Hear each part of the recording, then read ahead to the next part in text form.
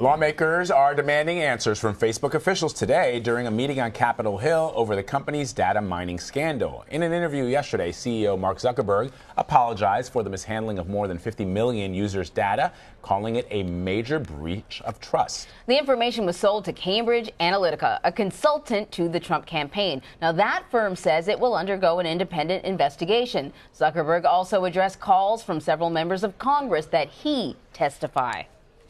So what we try to do is send the person at Facebook who will have the most knowledge about what Congress is trying to learn. So if that's me, then I am happy to go. What I think we found so far is that typically there are people whose whole job is focused on an area.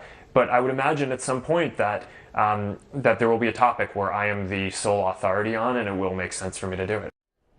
So for more on the company's response, Paul Wagenseil is Tom's Guide cyber editor, and he's here with us now. So you write in a recent article that Facebook is working exactly the way it's supposed to. That's right. Right? Yeah, it is. It is. This is the business model. It is a business model. The business model is to gather information on everyone who signs up and uses Facebook and posts information about themselves, and it just kind of puts it all together, churns it all up, separates you into little nice categories, probably hundreds of them, and packages and sells that data to advertisers. I think people understand that. The question is, can that information that they have then be given to a third party who will then use it for the purposes that the people who sign up for Facebook were not aware of? Well, evidently that just happened. Right. The rules were that I mean, Facebook, I think, was kind of naive. They realized that they had a big, great social sort of like studying, researching tool, and they gave this data away to people who were academic researchers, as long as it was for nonprofit use. And they were like, you know, they did this out of their good of their own hearts or whatever. I think that actually really was a genuine, sort of generous thing.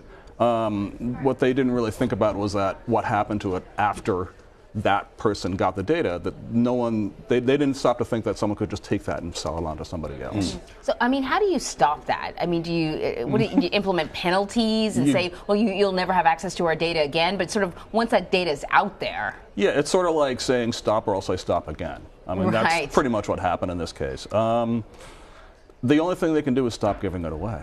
And they sort of did in 2015. After this whole thing happened, they instituted new rules where you couldn't scrape the data of the friends of people who had consented to being, you know, signing up for one of these apps.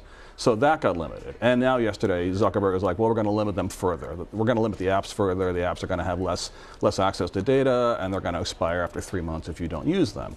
But that doesn't address Facebook's business model itself, which, as you said, is kind of what people already kind of knew but never really thought about too much. Well, I hope that this whole incident makes people think about it more. It was interesting. I thought one of the fascinating responses from Zuckerberg yesterday in the interview on CNN was that he sort of, it sounded as if he was almost sort of thinking out loud that if you had told him back in 2004 when he was sort of coming up with the idea of Facebook that this platform that was going to be used to connect people on campus was going to somehow sway or have a role in presidential elections in the United States, he would have said, you know, you're crazy. But that's what's happened. And do you think that it took them by surprise? There's a lot of smart people at Facebook, but do you think that even do you take them at face value that he's surprised by this? I think it was probably something in the back of everyone's mind, but it wasn't at the forefront. They wanted to build a platform, they wanted to make some money, and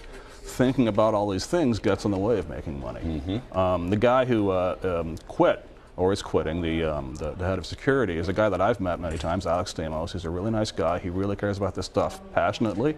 And according to the New York Times and the Wall Street Journal, he had problems with Facebook's business people because he wanted to basically create more privacy rules, and they resisted that. But so why not stay and try to fix it? Why leave and resign and say, you know, I can't work with these guys. I'm going out on my own, striking out on my own. I think you'll have to ask him that. I'm not privy to the internal details. All right. So something we've been talking about, there's a lot of whataboutism in this day and age where people say, why is the media beating up on Facebook now? They're only doing it because the media is anti-Trump and it's fake news, and President Obama did it. He used Facebook to gather information about voters, and he used it to great success, and the media was applauding him for doing that, reaching out to young people on Facebook. What are the differences between what Cambridge Analytica is alleged to have done and how President Obama may have used, or even other political candidates continue to use Facebook? I think that's a good point. I don't think there's a hell of a lot of difference. I think Obama probably used similar data. I'm not sure if he went about through underhanded means of getting it. Isn't that's kind of a big deal? Yeah. Using underhanded means versus just saying, "Hey, show up for my Hope and Change rally." Yeah, I think I still think that's a fair point. I also think that Facebook's role in the election was probably overblown. The real catalyst to Trump's success is something we're looking at right now. Right. Television. Yes. Yeah. So I'm just sort of, sorry, it seemed a little distracted. I was just reading a series of tweets about Campbell Brown, Facebook's head of news partnership, basically criticizing the company for threatening to sue The Guardian over writing this article with the whistleblower Christopher Wiley. And so here she is coming out critical of her own company. We've heard other insiders be critical. We've heard other people who are sort of part of that tech world, write hashtag, shut down delete Facebook. What do you feel is happening right now, or do you think this is just a blip? Do you think this is a serious pushback on Facebook, or has Facebook become so much a part of our lives that tomorrow will be, or maybe 3 days from now, maybe not tomorrow, we'll be talking about something else, and this will all sort of float away, and we'll continue to give away our data?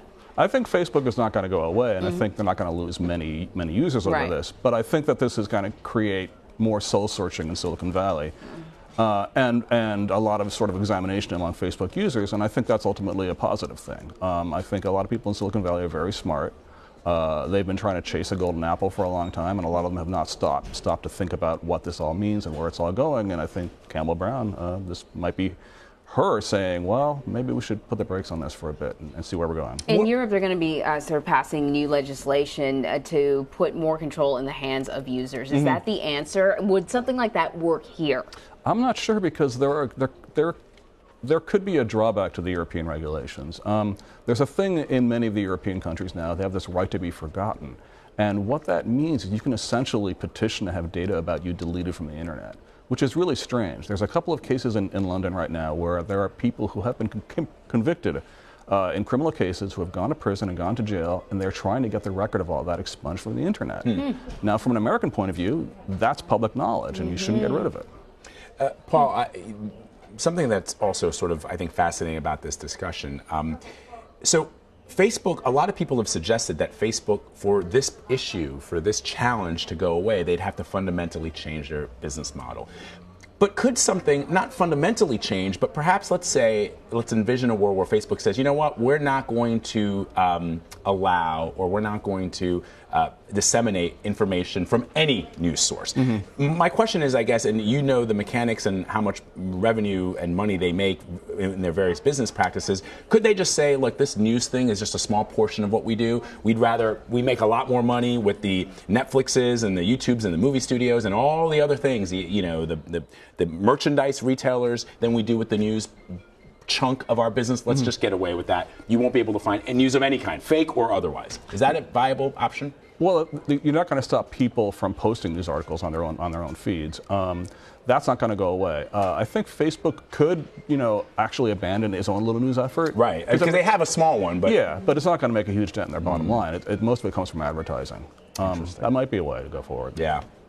Really fascinating discussion. It is. I mean, we've been talking about it all morning long, and I think that on one hand, many people feel that because we live in a country where we believe in an entrepreneurial spirit, we don't want too much government regulation or oversight on our businesses, because we think that people can self-regulate, and that's what drives innovation. On the other hand, it's so disconcerting to know that information about you, personal information, may be used by third parties or others that you have no idea. Right. And that is a little freaky. Although yesterday I had a conversation with a technology writer, and I said, is this any different than 25 years ago? You sign up for something, and all of a sudden you start getting 50,000 catalogs in your mailbox from stores you've never shopped at? I mean, how is that different, other than it's being used on the internet, which is... But you know what I think is very interesting about the way they're sort of getting this data is that it's very subtle. We're not filling out a survey, right? We're just sort of clicking on our mom's birthday picture or, you know, putting a smiley face on an article. Right. And I think all of a sudden that's what's like, very unnerving, that we're unaware of how it's being collected,